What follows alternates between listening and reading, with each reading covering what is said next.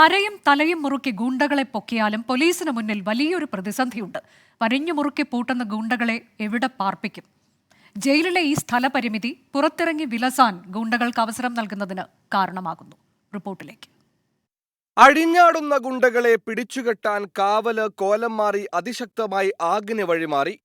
ഹിന്ദിയിൽ തീക്കാറ്റെന്ന് അർത്ഥം വരുന്ന ആഗ് ആളിക്കത്തി.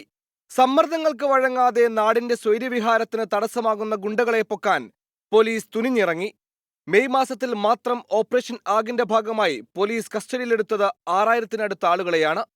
എല്ലാവരും കുറ്റകൃത്യത്തിന്റെയും ഗുണ്ടാപ്രവർത്തനത്തിന്റെയും തീവ്രത എടുത്ത് പരിശോധിച്ചാൽ ഒന്നിനൊന്ന് പ്രശ്നക്കാർ. ആരെ തുറങ്കിലടക്കും? എല്ലാവരെയും തുറങ്കിലടക്കാനാകുമോ? അതിനുള്ള സൗകര്യം നമ്മുടെ ജയിലുകൾക്കില്ല എന്നതാണ് യാഥാർത്ഥ്യം. അതും ഗുണ്ടാവിഹാരത്തിന് പ്രധാന കാരണമാകുന്നു. അതായത് ആളിക്കത്തിയ ആകിൽ വെള്ളമൊഴിക്കേണ്ടി വരുന്നതിന് പ്രധാന കാരണം ജയിലിലെ സ്ഥലപരിമിതി തന്നെയാണ്. സംസ്ഥാനത്തെ ആകെയുള്ള 57 ജയിലുകളിൽ 6000 തടവുകാരെയാണ് പാർപ്പിക്കാനാകുക. എന്നാൽ ഇപ്പോൾ തന്നെ അതിന് ഇരട്ടിക്കടുത്ത് ജയിൽ പുള്ളികളുണ്ട്, ഏകദേശം 11000 പേർ. സെൻട്രൽ ജയിലുകളുടെ സ്ഥിതി ഒന്ന് പരിശോധിക്കാം. പൂജപ്പുര സെൻട്രൽ ജയിലിൽ ആകെയുള്ള അന്തേവാസികൾ 1350. ജയിലിന്റെ ശേഷിയാകട്ടെ 727. വിയൂർ സെൻട്രൽ ജയിലിൽ അന്തേവാസികളുടെ എണ്ണം 1110. ജയിലിന്റെ ശേഷി 583. കണ്ണൂർ സെൻട്രൽ ജയിലിലും സ്ഥിതി വിഭിന്നമല്ല. 1140 അന്തേവാസികളാണ് നിലവിലുള്ളത്.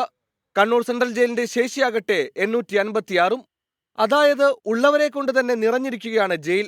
ഇതിനപ്പുറത്തേക്ക് 2-3 ദിവസത്തെ കാടടച്ചുള്ള പരിശോധനയിൽ നാട്ടിലെ ഗുണ്ടകൾ ഒന്നാകെ പൊക്കിയാൽ എന്ത് ചെയ്യാനാകും? ജയിലിലിടാൻ നിർവാഹമില്ല. പിന്നെ ആകെയുള്ള വഴി സ്റ്റേഷൻ ജാമ്യത്തിൽ വിടുക എന്നുള്ളതാണ്. അതായത് മെയ് മാസത്തിൽ മാത്രം ആഗിന്റെ ഭാഗമായി പൊക്കിയ 6000-നടുത്ത പേരിൽ 300ഓളം പേരെ മാത്രമാണ് ജയിലിൽ അടച്ചത്. തടവുകാരെ ഇരുത്താൻ പോലും ഇടമില്ലാത്ത ജയിലുകളിലേക്ക് പുതിയ അഡ്മിഷന് നിർവാഹമില്ല. അതുകൊണ്ട് തന്നെ ബാക്കിയുള്ളവരെ സ്റ്റേഷൻ ജാമ്യത്തിൽ വിട്ടു. ദിവസവും സ്റ്റേഷനിൽ വന്ന് ഒപ്പിട്ടേക്കണമെന്ന നിബന്ധനയോടെ. ഗുണ്ടാപ്രവർത്തനത്തിന് ഒരു കോട്ടവും തട്ടാതെ സ്റ്റേഷനിൽ വന്ന് ഒപ്പിടാൻ എന്ത് ബുദ്ധിമുട്ട്! ഒപ്പം ജാമ്യത്തിലിറങ്ങുന്ന പ്രതികളെ നിരീക്ഷിക്കുന്നതിലും വീഴ്ചയുണ്ടാകുന്നു. കരമന അനന്തു കേസ് പ്രതികൾ തന്നെയാണ് ഈ മാസമുണ്ടായ അഖിൽ കൊലക്കേസ് പ്രതികളെന്നുള്ള വസ്തുത ഇതിനെ സാധൂകരിക്കുന്നു. ജയിലുകളുടെ എണ്ണം കൂട്ടുക എന്നുള്ളത് സാംസ്കാരിക ലോകത്തെ മികച്ച സൂചികയായി കണക്കാക്കാനാകില്ല. പക്ഷേ ഗുണ്ടകളെ വഴിക്ക് നിർത്തണമെങ്കിൽ അത് അനിവാര്യം കൂടിയാണ്. News desk 24. വിധി ദിനത്തിൽ 24 മാജിക് ജൂൺ 4 ചൊവ്വാഴ്ച രാവിലെ 5 മണി മുതൽ 24-ൽ.